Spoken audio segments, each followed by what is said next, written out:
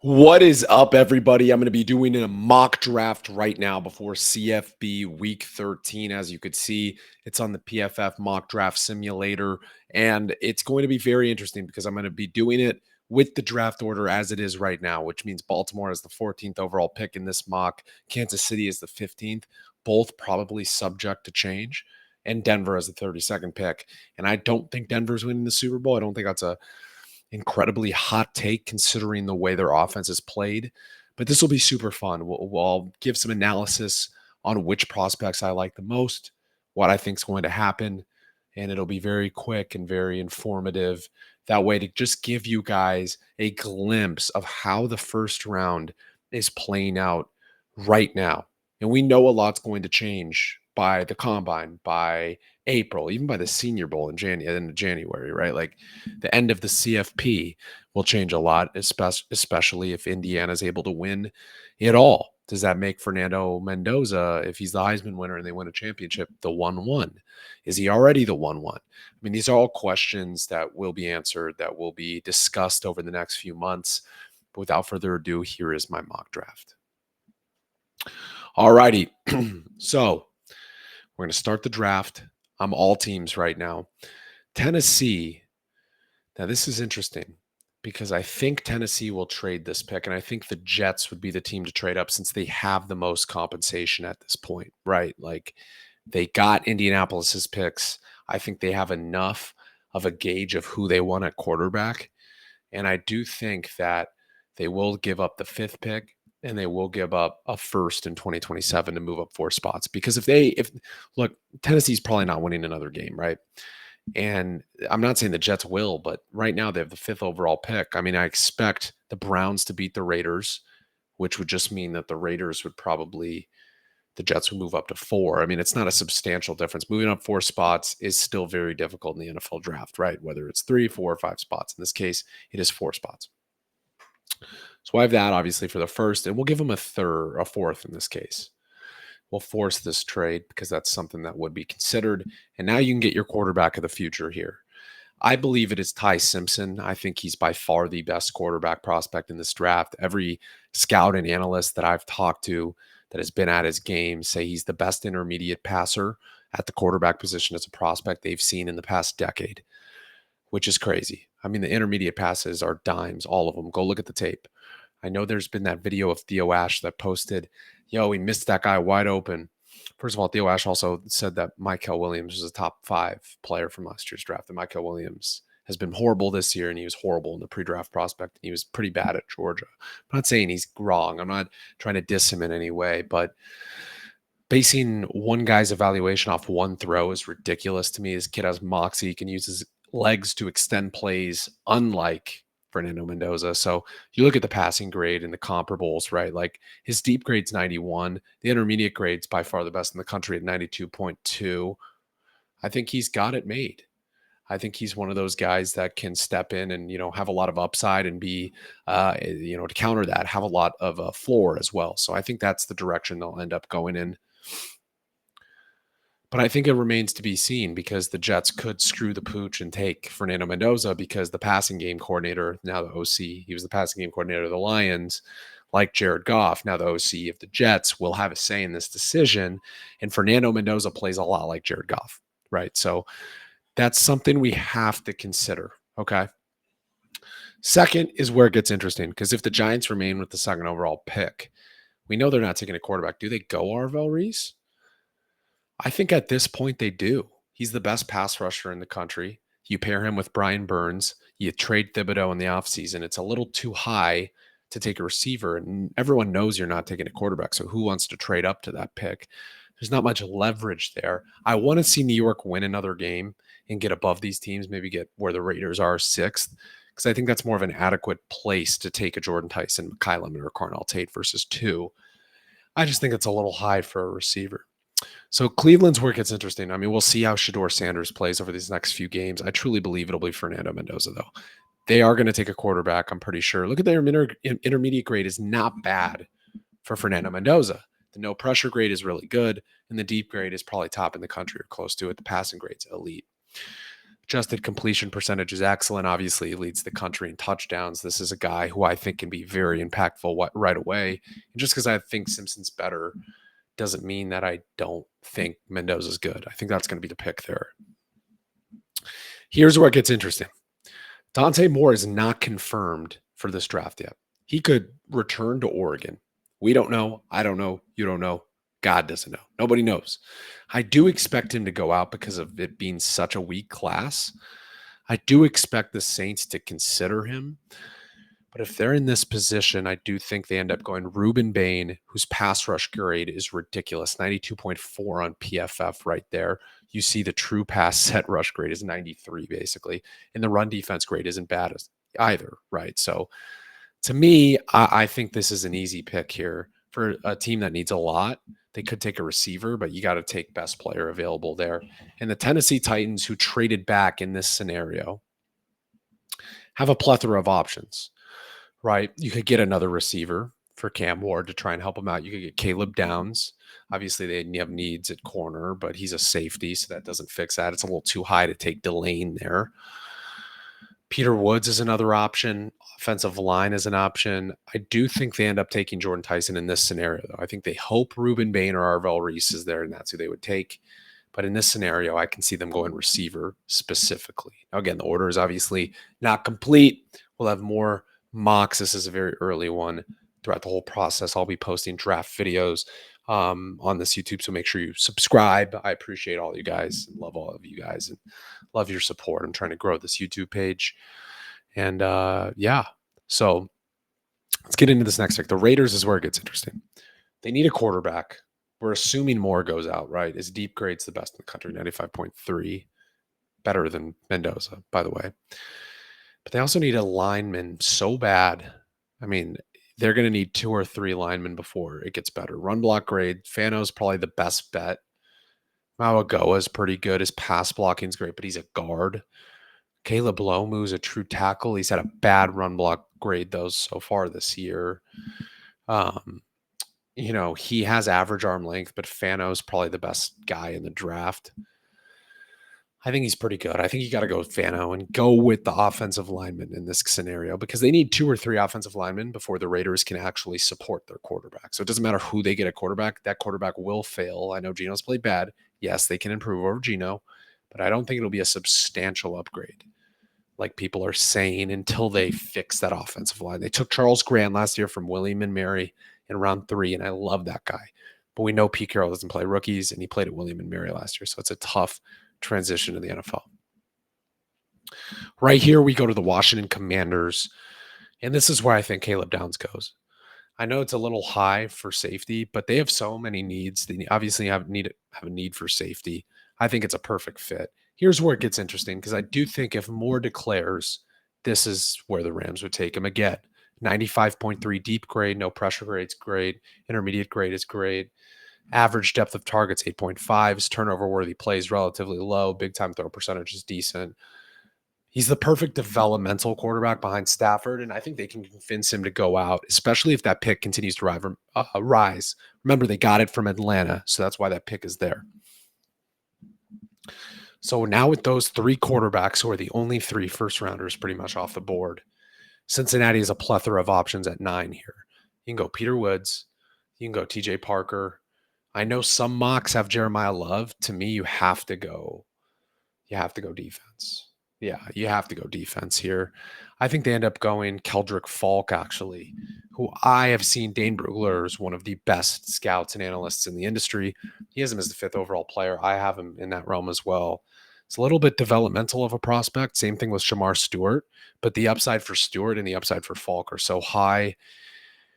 I do think they need a clear edge rusher, though, and a true pass rusher. And David Bailey, 93.5 pass rush grade, is one of the best we've seen in a long time. 96 true pass rush grade. He's great at Stanford in 2024. He's a bit small, 6'3", 250, but he's going to be an excellent NFL player, 10 to 15 sack a year guy. I think he can be a 3-down player. I think that's who they take if their GM is smart. And I think he's starting to prioritize certain position groups, especially on the defensive end. The Cardinals here, I think, are locked in at receiver. I think Makai Lemon is probably the best counterpart to Marvin Harrison Jr. I know a lot of people have Carnell Tate above Makai Lemon. I don't. I think Lemon is the best receiver in the country. I think he's better than Tyson. He's not going to blow you away at the combine, but he catches everything, and he's going to be like Amon-Ra 2.0. Obviously, he has the best receiving grade in the country, 92.1. He only has 2 drops all year, catches everything. I think that's the move if the Cardinals are smart and want to take a receiver. Now, this leads the Dolphins, I think, locked in at Carnell Tate here, who's been excellent, but they do need a vertical threat along with Waddle, someone to play off of him, because Tyreek is not going to be on the team. So I think they go Carnell Tate, 6'3", vertical guy, contested catch monster. I think that's a perfect fit there if Mike McDaniel wants to do what he wants to do offensively. Now, we know they need tackles. We know they need corners, linebacker. But in this scenario, they get Carnell Tate, and I think they're happy with that. Which leads Dallas, who needs a D lineman and edge rusher. Peter Woods is right here. Now, the metrics this year don't pop off, but he is 6'3", 310. He had an excellent sophomore season. I think they bet on the upside, and their D-line coach is really good. So I think they bet on that. Now, here's where we have Jeremiah Love. I think this is a match made in heaven. I know that the Vikings need corners. They need, a safety. They could use an extra offensive lineman or 2. But Jordan Mason isn't getting it done, and Aaron Jones is washed and old. So I think they do end up going Jeremiah Love. 92.6 rushing grade. His zone grade's very good, and that's a zone scheme with Kevin O'Connell. It's a West Coast zone scheme. So he's the perfect running back for that system. I think he would take a lot of pressure off of Jefferson, Addison, and McCarthy, and of course Hawkinson as well. So I think that's the best pick of the first round. Vikings fans, if they get him there, that is a match made in heaven. Sorry, I've been losing my voice recently. So I'm fighting here, but we're going to get through it. Baltimore, we know they need a receiver. We know they need an edge rusher and a D lineman. I think that, look, there are some guys that are going to be too good to pass up. There are, Caleb Banks, I think, is very good, someone they'll be high on. But knowing the way the Ravens draft, I think they would go Chris Brazell here if they have this pick and Peter Woods isn't on the board. Brazell is blazing speed and 6'5". So that's the type of guy that I think Lamar wants. They want that vertical threat. Zay is really small. They need a tall counterpart to him because Bateman's very similar to Zay. I think that's the perfect pick there for them. Which leads Kansas City, who needs an edge rusher. Keldrick Falk's there, but I do think they end up taking Mansour Delane. His coverage grade's best in the country, 90. His forced incompletions is 11 on an LSU team that's struggling. He's by far the CB1 right now, and I love McCoy, but McCoy hasn't played all year. So that's a little bit of an issue there. Houston, we know, is going to take a tackle. Your mom knows, I know, your uncle knows, your grandma knows. Everybody knows they're taking a tackle here. They have to. I think they're going to go Caden Proctor, who might be a guard at the next level, but I think you can develop him into something special. They already drafted Arante Ursary last year, who I really like, who I think could be their left tackle and replacement for Tunsil. And their line is playing better as the season goes on. So, Keldrick Falk falls, the 6'6", 285, massive upside player, to the Panthers, where they can pair him with Derek Brown and continue their development. That is an elite player at 17. Elite upside. All you can ask for. Which means I think McCoy will go to the Lions. As I said, he didn't play this year, but McCoy is a guy that I think has a ton of upside in the Lions. Rocky Yacin's been playing pretty well recently. I think they can wait on a guy like McCoy to get to full strength. Which means TJ Parker, who had a great 2024 sophomore campaign, been a little bad this year, little on the slimmer side, 6'3", but he's 260. I do think that they would take him here over Kenyon Sadiq. They have a need, obviously, at tight end. Sadiq is very good. We know that. 6'3", 245. But TJ Parker makes the most sense there. They desperately need an edge rusher to play alongside Vita Vea. Cleveland here. So we already know Cleveland took a quarterback. I think they go receiver here And it's none of these guys, but it's Mendoza's guy because they drafted Mendoza, alpha X receiver. Elijah Surratt makes too much sense. They have a rapport. I could even see Omar Cooper there, but Mendoza's going to get his guy. They're going to bring them together, similar to Bo Nix and Troy Franklin, what Denver did, although they got Franklin at a huge bargain at the beginning of round 4. I do think they would snatch Surratt there, who I think is going to continue to rise up draft boards because he's going to continue to play very well. Pittsburgh, desperately they need a corner. Desperately they need a tackle. I think they go Mawagoa. He's too good to pass up here. He's been even if he's a guard at the next level, the pass and run block grades are elite. He's a top 15 pick that falls to 21. And I think Aaron Rodgers comes back next year. And you have Will Howard already as a guy that can back Rudolph and Rodgers up. So I don't think they risk taking a Carson back Drew Aller or, Garrett Nussmeier, who's been benched at LSU, that high. So then we get into the Chargers, who I think everybody and their mom knows that they're going to take Caleb Lomo or some guard or tackle.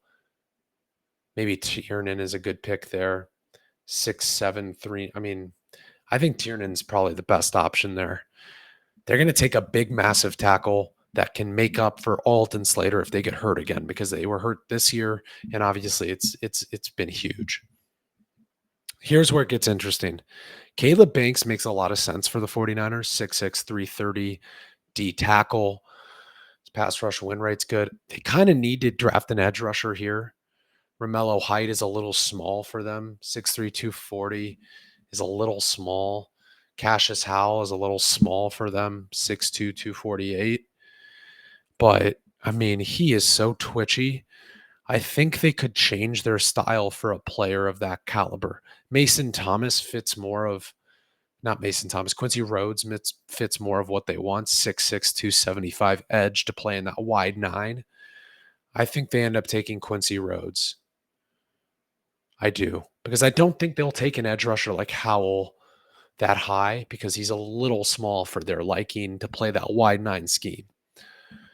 I just know the way the Niners draft, and I don't think Quincy Rhodes is a horrible pick. I think now with Mykel Williams likely to miss most of next season, Bosa to miss a lot of next season, they kind of have to go in that direction instead of tackle now.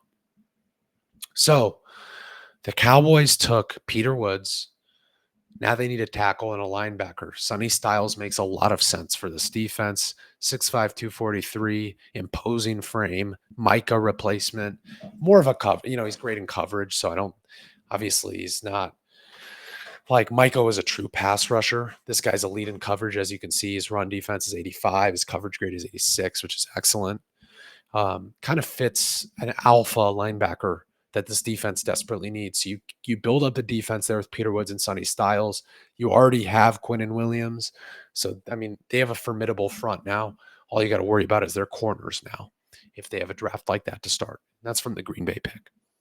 Next, the Chicago Bears, who I do think would take Caleb Banks. He makes so much sense for them. Like, big D lineman, beef up the trenches, very Lions, Ben Johnson-esque. And remember, their GM has spent a lot of their capital on offensive players the last few years. I think they're going to go on the defensive side of the ball, which leaves Cassius Howell to fall all the way to the Bills, and the Bills won't be dumb enough to pass him up. Howell is so good. I mean, the pass rush grade is 92. True pass rush grade is 90. Pass rush win rate is 22. If you look at like grades by game, he played great against Florida, played great against Mississippi State, Auburn, not as great, but he played well against good teams. 75.3 against Notre Dame, LSU played well against. Like, he's a bit undersized, but that's the pick there. In Seattle, this leads us into a team that really needs a guard bad. And this guy's been flying up boards. His true pass block win rate is 92. I'm not going to lie. I don't even know how to pronounce his name, but he's been rising up, skyrocketing. I think that's what they do. And remember, I traded the 2027 first for Indianapolis, not this pick, which was less valuable for the Jets. So they still have it. They draft Ty Simpson. I do think they take a receiver here. I like Denzel Boston a lot. I think they're going to need to get a counterpart to Garrett Wilson. I think Jacoby Lane makes a lot of sense vertical threat. Wilson's fast and a vertical threat, but you get a true guy that can get contested catches, that can get you downfield passes, like and catch them. I think he's a perfect fit with Ty Simpson there. So Ty Simpson, Jacoby Lane is a great start to the draft for them. The Rams, who obviously took Dante Moore there, they're going to be looking at a corner here. And I think Terrell makes the most sense for their scheme. Great run defender. They have a lot of DBs that they play. I think he can fit their scheme very well. I think it's a match made in heaven. So now we have 3 picks to go with this first round. Again, like and subscribe. Make sure to do both. I appreciate you guys. Going to be more and more NFL draft content every single week like this that's going to be coming out. New England has proven that they can win without another receiver. I'm not saying Diggs is going to be great again next year, but Booty has played very well. Demario Douglas has played well. I think they're going to go edge rusher here. I mean, that makes the most sense. Romello Height has been so good this year, 6'3", 240. He's been alongside David Bailey. The grades are incredible.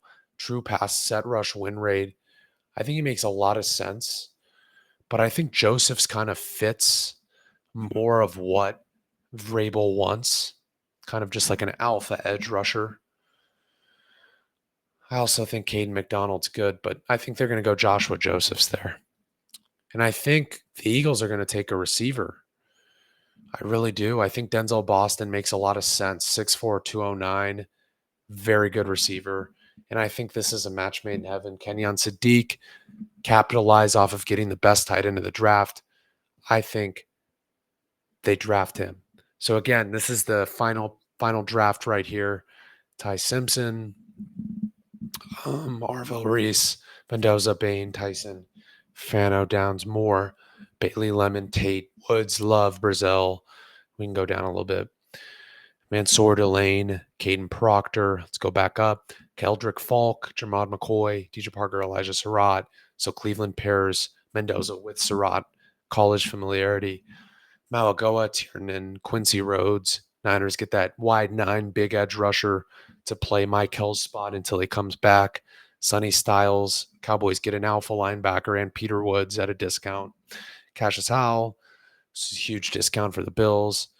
Jacoby Lane, the guy's name I can't pronounce, the guard from Penn State, who I really like. I've watched his tape. I like him a lot. Terrell, Josephs, Boston, and Sadiq. Make sure to like and subscribe, and I appreciate you guys, and thank you for watching.